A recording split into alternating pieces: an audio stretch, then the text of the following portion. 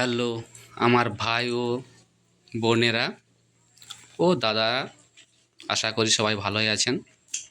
তো আজকে দেখাবো ধান লাগানো ভিডিও। আর এইটা আমন ধান, এটা বর্ষাকালের ধান। আর এই ধানটাতে লাগানোর জন্য খুব বেশি জল দরকার হয়, ওই জন্যে এই ধানটা বর্ষাকালে লাগানো হয়। আর বর্ষাকাল মানে আষাঢ় শ্রাবণ মাস বর্ষাকাল। আর দেখতেই পাচ্ছেন বৃষ্টি, এই ধানটা লাগানোর জন্য পুরো বৃষ্টির উপর নির্ভরশীল। যেমন বৃষ্টি হবে ঠিক তেমন ধান হবে।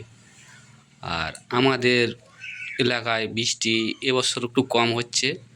আর আপনারা দেখতে পাচ্ছেন আশেপাশে যে সাইডে গ্রামে বৃষ্টি হচ্ছে, সাদা হয়ে দেখাচ্ছে। আর এখানেও বৃষ্টি হচ্ছে। আমাদের এখানের মাটি দোআঁশ মাটি, এতে বালি ভাগটা বেশি আছে, ওই জন্যে জল খুব বেশিক্ষণ থাকে না। সঙ্গে সঙ্গে হাল করেই ধান লাগাতে হয়। আর যে ধান লাগানোর জন্য সঙ্গে সঙ্গে হালও করা চলছে। আমরা জমি বলি, তো এই জমিটার পরে ওই জমিটা লাগানো হবে। জল হালকা হালকা পড়ছে, সাইডে যে গ্রাম সেখানে জল হচ্ছে, কিন্তু এখানে হালকা হচ্ছে, আবার এদিকে জল আসবে। এই ধানটা লাগানো হচ্ছে, এটা আলু তাড়ার পর তিল হয়েছিল, তারপরে ধান হচ্ছে। ধানটার নাম স্বর্ণমাসুরি। তো এটা বিঘাতে প্রায় 10 কুইন্টাল করে ধান হয়। আর এমনিতেই আলু চাষ করা ছিল, ওই জন্য খুব উর্বর জমি। আর অবশ্যই 10 কুইন্টাল ধান হবে।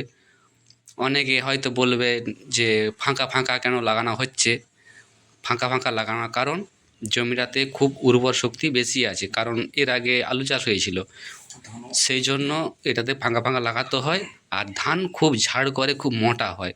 আর আমাদের পাশের জমি একের পর এক উঁচু উঁচু এবং উঁচু নিচু জমি, সমতল জমি নয়। বর্ষাকাল পুরো পুরো আমরা দেখতে পাচ্ছেন পুরো মেঘাচ্ছন্ন। আশেপাশে যে গরু কিংবা আরও চাষি ভাইরা আছে, তারা সব চাষ রুইছে। এবং যখন ধান রোয়ার সময় মাটিতে গরু ছাড়ে, আর কেমন করে হাল হচ্ছে সেটা একটু দেখে নিচ্ছি, দেখুন।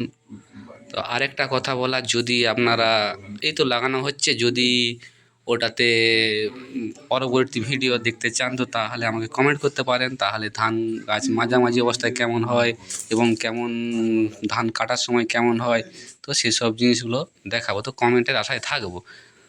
আর দেখুন ধান লাগানো, এই জমিটা প্রায় অর্ধেকটা হয়েছে, আর একটু হলে শেষ হবে। Thank you.